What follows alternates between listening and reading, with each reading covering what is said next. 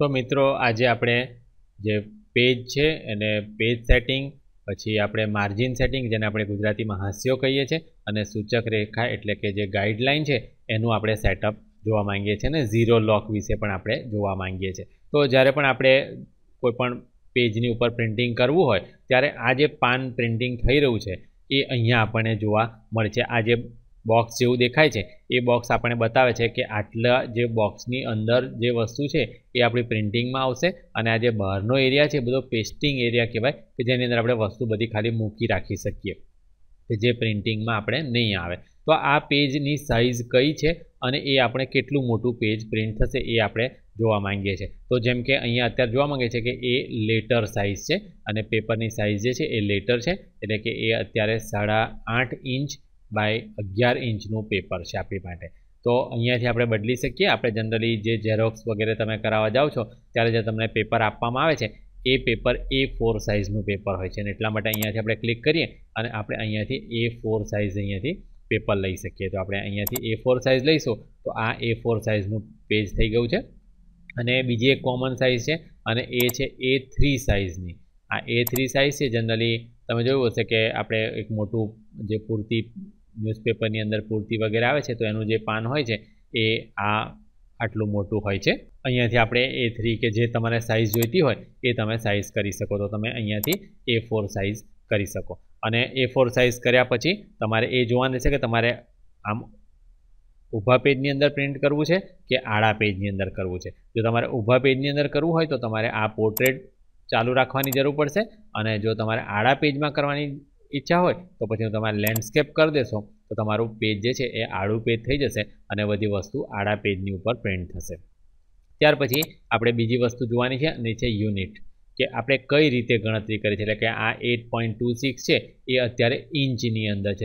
8 inch અને 26 એના fraction આપણને જોવા મળે છે. તો અહીંયાથી આપણે ઇંચને બદલે મિલીમીટર કરી દઈ શકીએ અને મિલીમીટરની અંદર આપણે 210 મિલીમીટર બતાવે છે અને આમ આપણે 297 મિલીમીટર છે એ અહીંયાથી જોવા મળે છે. તો અહીંયાથી આપણે સેન્ટીમીટર પણ કરી દઈ શકીએ આપણે સેન્ટીમીટરની અંદર જોઈતું હોય તો જે પ્રમાણેનું સેટઅપ આપણને જોઈતું હોય તો એ આપણે અહીંયાથી કરી દઈ શકીએ. તો આપણે અહીંયાથી પાછું મિલીમીટરની અંદર કરી દઈએ અને આ પેજ આપણને જોવા મળે છે. પણ જો તમારે બહુ મોટા પેજની ઉપર પ્રિન્ટિંગ કાઢવું હોય જેમ કે સપોઝ તમે અત્યારે જ્યારે રોડ પર જાઓ છો તો મોટા હોર્ડિંગ્સ લગાવેલા હોય છે. હવે એવા મોટા હોર્ડિંગ્સ લગાવવા હોય કે જે 15 ફૂટ બાય 5 ફૂટનું કે એવું હોય તો એ કરવા માટે આપણે અહીંયાથી શું કરીશું તો કે અહીંયાથી આપણે પોતાની સાઇઝ પણ કોઈ પણ બનાવી શકીએ અને એટલા માટે આપણે યુનિટની અંદર છે આપણે અહીંયાથી ફીટ લઈ લઈશું અને ત્યાર પછી તમારે અહીંયા બનાવવાનું રહેશે કે ધારો કે મારે 15 ફૂટનું બનાવવું હોય તો અહીંયા હું લખી દઈશ કે મારે 15 ફૂટ આમ જોઈએ છે અને અહીંયા જે છે એ મારે ધારો કે 5 ફૂટ જોઈએ છે અને પછી હું એન્ટર આપી દઈશ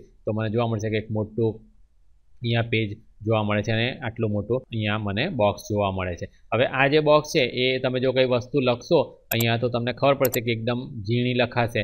અહીંયા હું ટાઈપ કરું છું તો મને એકદમ ઝીણી ટાઈપ કરેલી જોવા મળે છે 24 પોઈન્ટની અંદર પણ. અને જો એને મોટી કરું તો આ લગભગ 700 પોઈન્ટ મેં કરી દીધા તો મને આટલી મોટી દેખાય છે. જ્યારે કે આપણે જે પેલું પહેલાં આપણે A4 સાઇઝ પેજ હતું ત્યારે આપણને જોવા મળતું હતું કે એ એકદમ જે છે એ નાનાની અંદર આપણને દેખાતું હતું. એટલે આપણે ખબર પડે છે કે આ મોટું છે. એટલે આપણે કોઈ પણ રીતે અહીંયા સાઇઝ ગોઠવી દઈ શકીએ અને જે સાઇઝ આપણે ગોઠવી હશે એ પ્રમાણેનું આપણું પેજ પછી પ્રિન્ટિંગની અંદર આવશે. તો આપણે આને ડિલીટ કરી દઈશું અને અહીંયાથી આપણે આ કસ્ટમ સાઇઝની અંદરથી નીકળી અને આપણે A4 સાઇઝની અંદર જતા રહીશું અને જે ફીટ છે એની અંદરથી આપણે પાછા મિલીમીટરની અંદર કરી દઈશું. તો આ જે બાબત હતી એ આપણી પેજ સેટઅપ માટેની હતી. હવે આપણે જોઈએ કે આપણે જે હાસ્યો જેને આપણે કહીએ છીએ કે માર્જિન છે એ આપણે કઈ રીતે સેટ કરવું. તો જો ધારો કે આપણે A4ના પેજની ઉપર આપણે કશું પણ વસ્તુ પ્રિન્ટ કરવી હોય તો A4ની ઉપર પ્રિન્ટ કરવા માટે આપણે લગભગ 1 સેન્ટીમીટરનું માર્જિન આપણે છોડવાની જરૂર પડશે. કારણ કે આપણે જ્યારે અહીંયા કંઈ પ્રિન્ટિંગ કરીએ તો આપણે એકદમ આ ધરીથી કંઈક વસ્તુ લખતા નથી પણ થોડીક જગ્યા આપણે છોડીએ છીએ.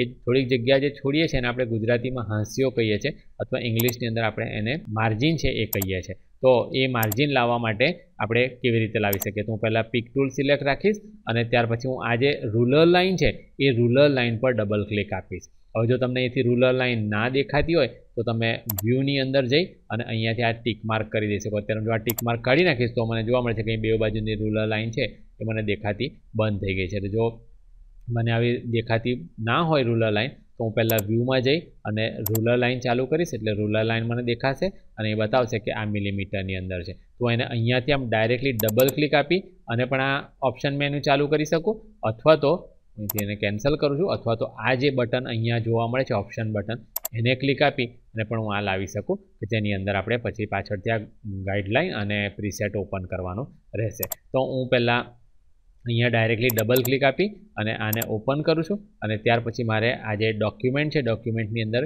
ગાઈડલાઇન અને ગાઈડલાઇનની અંદર પ્રીસેટ સિલેક્ટ કરવાનું રહેશે.